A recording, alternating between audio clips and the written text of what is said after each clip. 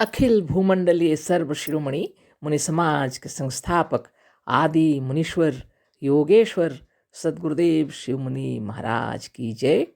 उपस्थित मुनि वृंद, साधु सज्जन वृंद, संत वृंद, साधक वृंद, आध्यात्म ज्ञान के जिज्ञासुओं और प्रेमियों, सभी श्रोता वृंद, आप सबको मेरा कोटिशः नमन, सप्रेम जय जीव। तो आध्यात्मिक चर्चा चल रही है और हम लोग सदगुरुदेव शिव मुनि महाराज रचित ग्रंथ निरोग होने का अद्भुत उपाय पर चर्चा कर रहे हैं। अध्याय 11 पर चर्चा चल रही है, सृष्टिकर्ता मनुष्य। तो सदगुरुदेव हम लोग को बारंबार यह बात बतला रहे हैं कि इस संसार में जो रोग दोष और विपत्ति हैं, ये सब की रचना ईश्वर ने नहीं की, है ना। बहुत बड़ी बात बतलाए, है ना। अब आगे बतला रहे हैं, जो ईश्वर को मानते हैं उनको ये बतलाए कि वास्तव में रोग दोष और विपत्तियों की रचना या सृष्टि ईश्वर ने नहीं की है, इसलिए निर्भय हो जाओ, वो बताए। अब बतला रहे हैं, पर बहुतों का विचार यह है कि इस सृष्टि के रचयिता हम लोग स्वयं हैं। यदि हम लोग स्वयं इस सृष्टि के रचयिता हैं, तब भी यह संभव नहीं कि हम स्वयं अपने को दुख और कष्ट में डालने के लिए रोगों और दोषों को बना लें। मनुष्यात्मा को भी सृष्टि का कर्ता मानने पर यही सिद्ध होता है कि संसार में रोग और दोष की सृष्टि नहीं हुई, ये उत्पन्न ही नहीं हुए, ये उत्पन्न नहीं हुए। विचार करने पर मालूम होता है कि संसार का कोई पदार्थ हमारा विरोधी नहीं है, सभी हमारे आज्ञाकारी हैं, सभी हमारे सेवक हैं, सब हमारे लिए बने और हमारी सहायता के लिए उत्पन्न हुए हैं। इसका कारण यह है कि सब हमारे अर्थात आत्मा के बनाए हुए हैं। हम स्वयं जानबूझकर अपने हाथ से, अपनी बुद्धि और अपनी इच्छा से अपना विरोधी नहीं बना सकते। सदगुरुदेव शिव मुनि महाराज की जय। बहुत सुंदर बात है। तो सदगुरुदेव कह रहे हैं कि बहुतों का विचार है कि इस सृष्टि के रचयिता हम लोग स्वयं हैं। जैसे अपने सदगुरुदेव तो यही बतलाए हम लोगों को, है ना। अगर ऐसी बात है तब भी कह रहे हैं, यदि हम लोग स्वयं इस सृष्टि के रचयिता हैं, तब भी यह संभव नहीं कि हम स्वयं अपने को दुख और कष्ट में डालने के लिए रोगों और दोषों को बना लें। मनुष्यात्मा को भी सृष्टि का कर्ता मानने पर भी सिद्ध होता है कि संसार में रोग दोष और सृष्टि की उत्पत्ति नहीं हुई। उत्पन्न नहीं हुए, है ना। उत्पन्न ही नहीं हुए कह रहे हैं, क्योंकि हमने बनाया ही नहीं है, क्यों बनाएंगे भला। हाँ, ये बात बता रहे हैं गुरुदेव, है ना। ये उत्पन्न नहीं हुए रोग दोष तकलीफ, है ना, सभी हमारे सेवक हैं वास्तव में, है ना। विचार करने पर मालूम होता है कि संसार का कोई पदार्थ हमारा विरोधी नहीं है, सभी हमारे आज्ञाकारी हैं, सभी हमारे सेवक हैं। जितनी प्रकृति है, आकाश, अग्नि, जल, वायु और मिट्टी, सब हमारी रक्षा के लिए, सब हमारी सुरक्षा के लिए, सब हमारी सेवा के लिए हैं, ऐसा ही सदगुरु बतला रहे हैं। और इन सब की सृष्टि हमने की है यदि, तो रोग दोष विपत्ति को हमने उत्पन्न नहीं किया, बनाया नहीं, उनकी सृष्टि ही नहीं हुई, है ना। इसका कारण यह है कि सब हमारे अर्थात आत्मा के बनाए हुए हैं। हम स्वयं जानबूझकर अपने हाथ से, अपनी बुद्धि और अपनी इच्छा से अपना विरोधी नहीं बना सकते। कौन बनाएगा। बहुत बड़ी बात हो गई। ये प्रमाणित हो गया कि वास्तव में रोग दोष विपत्ति की सृष्टि हुई ही नहीं है, हमने नहीं बनाया, ईश्वर ने नहीं बनाया, वो बना ही नहीं, है ना।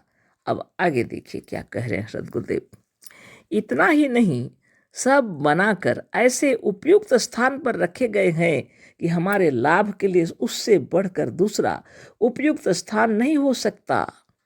अब इतना जो कुछ बना हुआ है उसको भी उपयुक्त स्थान पर रखा गया है, इस तरह जो हमारे लिए उपयोगी हो, है ना। उदाहरण दे रहे हैं कितना सुंदर, देखिए।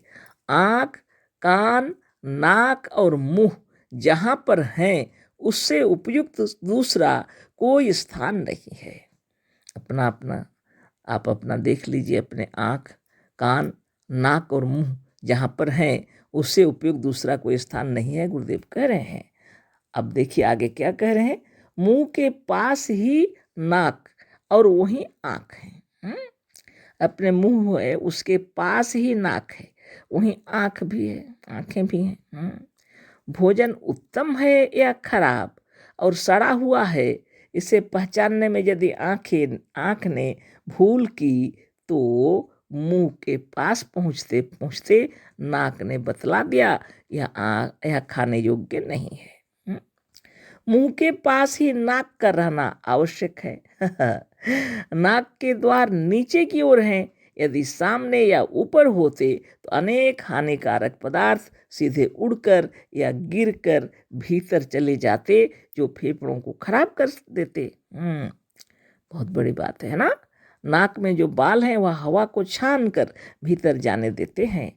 आँख यदि उस जगह से हटकर ऊपर ललाट में होती तो रोज फूटती। आँख ऐसी जगह है कि उसके चारों तरफ उभरी हुई हड्डियाँ मौजूद हैं।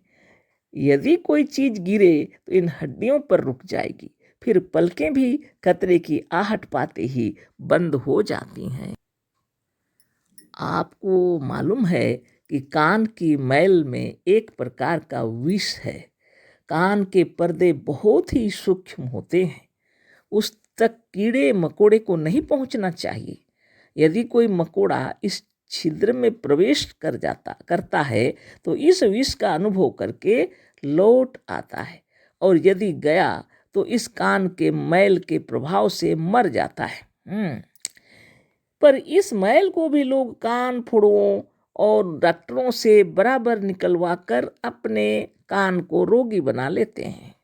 कान की मैल अधिक होने पर आप से आप निकल जाती है, पर बार बार शस्त्र द्वारा निकलवाने से प्राकृतिक शक्ति क्षीण हो जाती है और यह मैल आप से आप आसानी से नहीं निकलती। इसके सिवा जो लोग बराबर इस मैल को निकलवाते रहते हैं, उनके कानों में मैल भी बहुत अधिक उत्पन्न होने लगती है। बात यह है कि जीवनी शक्ति कान की रक्षा के लिए उन मैलों को वहाँ रखना चाहती है, अतः बार बार निकलवाने से यह शक्ति बार बार अधिकाधिक मैल उत्पन्न करके शरीर के इस भाग में भेज देती है। बस यह भी एक रोग हो जाता है जिसे अज्ञानता के कारण मनुष्य स्वयं उत्पन्न कर लेता है। सदगुरुदेव शिव मुनि महाराज की जय, है ना। कितने सुंदर तरीके से हम लोगों को गुरुदेव बतलाए कि आँख, कान, नाक और मुंह जहाँ पर होना है उपयुक्त स्थान पर रखे हुए हैं, और खाना पीना करते समय कितनी आवश्यकता पड़ती है। आँखों ने कह दिया अच्छा है, लेकिन मुंह के पास ला रहे हैं तो नाक बतला दिया ठीक नहीं है।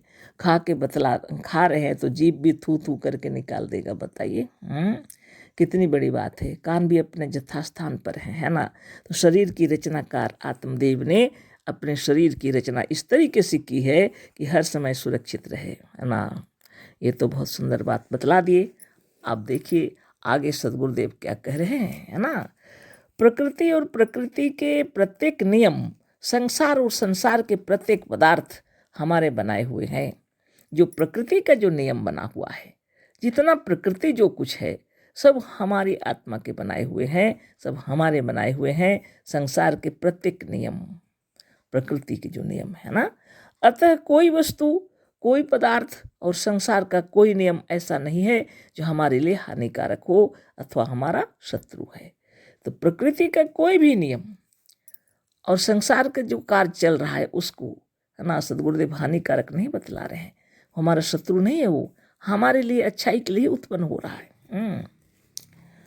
सब हमारे हित के लिए हैं, सब हमारे हितकारक हैं। इतना ही नहीं, सब हमारे आज्ञाकारी सेवक हैं। इतना ही नहीं, सब हमारे आज्ञाकारी सेवक भी हैं। अब बताइए, इतने बारिश होती है ना, तो बहुत नदी भर जाने के कारण कितने गांव बह जाते हैं। गलती किसकी है? इतना नज़दीक में घर बसाने की क्या आवश्यकता थी? कोई पहाड़ों में बसे हुए हैं घर द्वार लेकर के, और खूब पेड़ों को काटेंगे या कुछ नया नया कार्य करते रहेंगे, तो वो तो नियम अनुसार सुरक्षित जगह पर हम लोग को रहना चाहिए। लेकिन कहाँ, आबादी इतनी बढ़ गई है कि लोग जहाँ तहाँ घर बना लेते, एकदम नदी के किनारे एकदम लग के। गलती किसकी है? बाढ़ नहीं आएंगे क्या? नदी के पानी को शुद्ध करने के लिए नियम बना हुआ है। जो कुछ कार्य हो रहा है प्रकृति का, वो नियम हमारे माने सुविधा के लिए, लेकिन हानिकारक हो जाता है। किसके कारण? हम ही लोग के कारण ना। सब हमारे हित के लिए हैं, सब हमारे हितकारक हैं, लेकिन क्या करते हैं? सब आज्ञाकारी सेवक हैं हमारे गुरुदेव कह रहे हैं। पर अपने अधिकारों और इस सच्चे ज्ञान को यदि मनुष्य न समझे तो इसमें इनका क्या दोष? मनुष्य सम्राट होकर भी अज्ञानवश अपने को गुलाम समझता है और गुलामी को ही पसंद करता है। लोग गुलामी की इतने पक्ष में हैं कि यदि उनका कोई स्वामी नहीं है तो अपने हाथों और अपनी कल्पना से अपना स्वामी गढ़ लेते हैं। इन्हीं के सामने नित्य अपनी नाक रगड़ते हैं जैसे ईश्वर को बना डाले। हाथ का बनाया हुआ या स्वामी साकार और मस्तिष्क का बनाया हुआ निराकार होता है। कोई निराकार ईश्वर को मान रहे हैं, कोई ना कोई ईश्वर को मान, अपने से बड़ा खुद बना लिए। अब बताइए, यही सब चल रहा है ना हम लोग का, है ना। तो कल फिर चर्चा होगी, है ना। अशेष धन्यवाद, कोटि से नमन। सद्गुरुदेव शिव मुनि महाराज की जय। सप्रेम जय जीव।